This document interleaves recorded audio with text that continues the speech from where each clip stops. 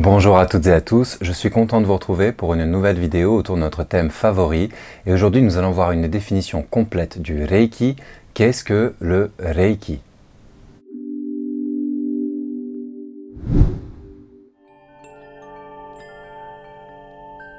Nous verrons donc ensemble dans cette vidéo le but du Reiki. Pourquoi est-ce que l'on pratique le Reiki? Nous verrons également les différentes méthodes et techniques, même lignées, écoles de Reiki qui existent, puisque, comme vous le savez probablement déjà, lorsqu'on utilise le terme Reiki, on parle à la fois d'une énergie et aussi d'une pratique. Nous verrons enfin les spécificités de la qualité vibratoire de l'énergie Reiki, car c'est une énergie très particulière, et nous aborderons rapidement ensemble les différents courants, écoles et méthodes qui existent de par le monde. Le but du Reiki est de permettre de favoriser aux bénéficiaires, soi-même ou l'autre, un développement naturel sur tous les plans. On part du principe que nous sommes en croissance, en développement, mais qu'au cours de notre évolution, par des expériences concrètes que nous vivons dans la vie de tous les jours, des altérations, des blocages vont se produire. Par exemple, une expérience émotionnelle, relationnelle ou professionnelle qui a été mal vécue va créer dans notre champ d'énergie un blocage qui nous empêchera de nous développer naturellement. La pratique du Reiki vise donc à corriger, libérer ces altérations, libérer ces blocages énergétiques afin de favoriser une croissance naturelle chez l'individu.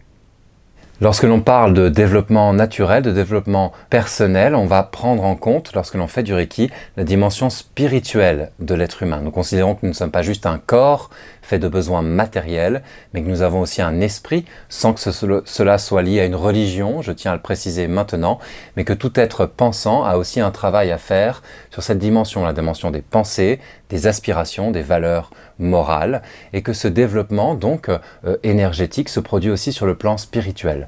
Afin que le développement global de l'individu se déroule dans la meilleure manière possible, les enseignements du Reiki proposent un enseignement spirituel par la voie des Gokai, qui sont 5 préceptes simples, qui visent à permettre d'éliminer un maximum d'impuretés sur le plan spirituel, et une série de Chiryo, de traitements par apposition des mains, qui permettent aux conséquences de nos mauvaises expériences, ainsi que de nos mauvaises actions, de nos erreurs sur notre parcours, d'être intégrées, digérées, libérées, éliminées, afin que nous puissions faire quelque chose de ce que nous avons vécu au passé et revenir dans un état naturel de bien-être, de développement, de conscience et d'équilibre sur tous les plans.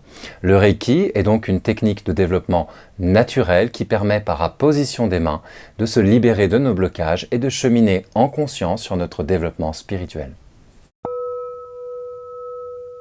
Quelles sont les techniques dans le Reiki qui nous permettent de réaliser cela?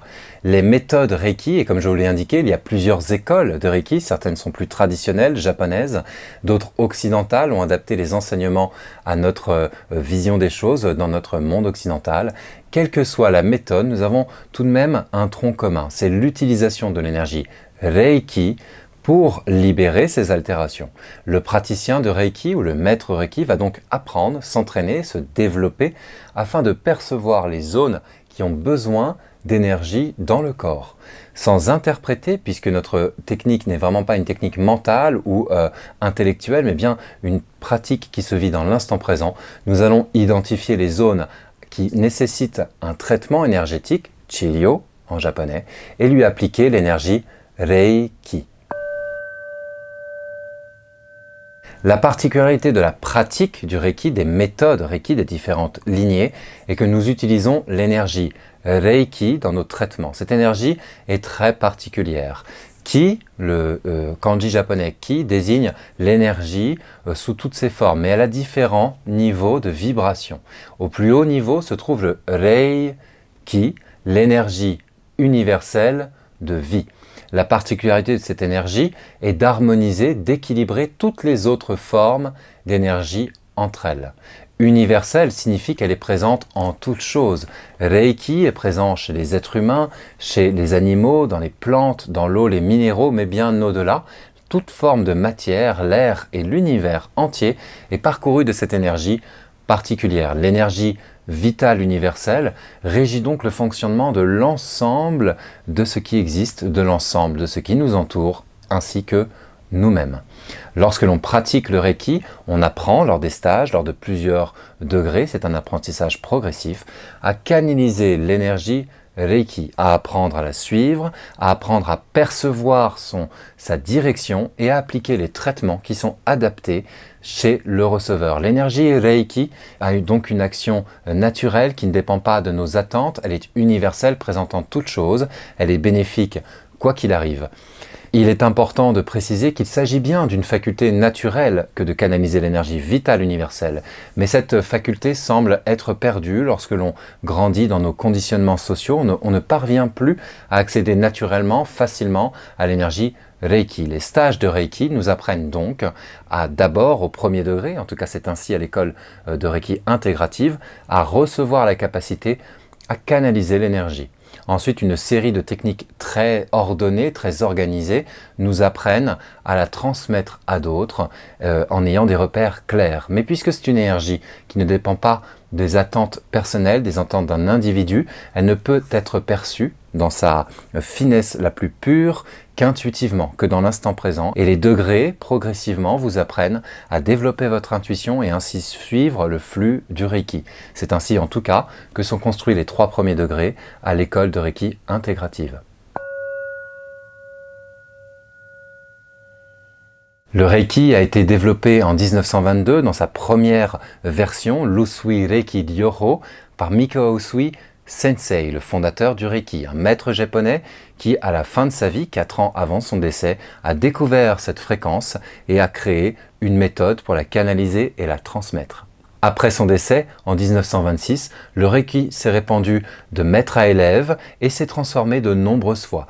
Lors de son arrivée en Occident, il a été adapté par les maîtres qui l'ont amené. Madame Takata Sensei, élève d'un élève de Mikao Usui, a apporté beaucoup de modifications. Et des élèves de Madame Takata ont continué à spécifier leurs pratiques. Au Japon également, beaucoup de transformations ont eu lieu depuis la création du Reiki par Mikao Usui Sensei, son fondateur. Ces différentes adaptations, ces créations de nouveaux protocoles ont surtout eu vocation à adapter la pratique du Reiki japonaise aux modes de vie occidentaux, aux modes de vie modernes. Mais dans tous les cas, on retrouve toujours la même chose dans toutes les écoles. Nous canalisons le Reiki, une énergie naturelle, sans danger, qui ne dépend pas de notre intention pour agir. On a appris le Reiki dans une lignée transmise de maître à élève remontant jusqu'à Mikao Usui Sensei. Nous pratiquons toutes et tous les Gokai, les 5 préceptes du Reiki, qui incorpore donc une dimension de développement spirituel, une spiritualité laïque. Nous pouvons également, dans toutes les lignées, donner des séances de Reiki à des tiers et les stages sont destinés à transmettre cette capacité afin que toutes et tous puissent se développer de la meilleure manière pour eux, ici et maintenant. En 100 ans, le Reiki s'est développé à une vitesse immense. Les demandes sont très grandes. Beaucoup de gens veulent apprendre, faire du Reiki, recevoir des séances. Cela est dû aux grandes qualités que nous avons décrites dans cette vidéo, ainsi qu'à la simplicité qu'il y a pour l'apprendre. Puisque vous avez regardé cette vidéo jusqu'au bout, voici la question du jour. Comment avez-vous découvert le Reiki et qu'est-ce qui vous a fait passer le cap? Qu'est-ce qui a fait que vous avez reçu des séances ou suivi un stage? N'hésitez pas à le mettre sous les commentaires, discutons un petit peu encore ensemble après cette vidéo. En attendant, je vous souhaite de merveilleux moments et je vous dis à bientôt avec plaisir. Au revoir.